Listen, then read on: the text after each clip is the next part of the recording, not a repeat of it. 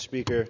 I rise today because the far-right 6-3 majority on the Supreme Court is on a rampage against basic freedoms currently enjoyed by the American people.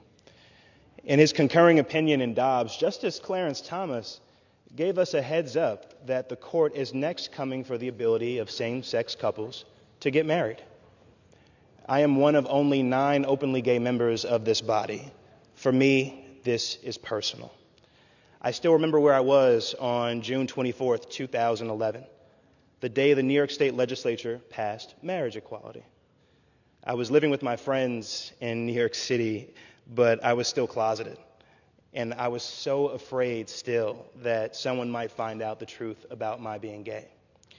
So instead, I closed the door to my room and cried tears of joy by my lonesome.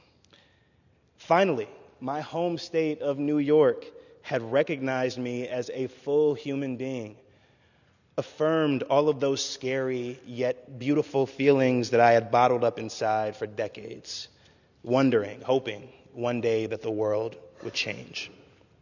4 years later, the Supreme Court's decision in Obergefell sent this same message to millions of LGBTQ+ Americans. I remember being struck then by the words of Justice Kennedy, who authored the opinion. Quote, "It would misunderstand these men and women to say they disrespect the idea of marriage. Their plea is that they do respect it so deeply that they seek to find its fulfillment for themselves. Their hope is not to be condemned to live in loneliness, excluded from one of civilization's oldest institutions. They ask only for equal dignity in the eyes of the law." Well, since Obergefell, nearly 300,000 same-sex couples have been married. Imagine telling the next generation of Americans, my generation, that we no longer have the right to marry who we love. Congress can't allow that to happen.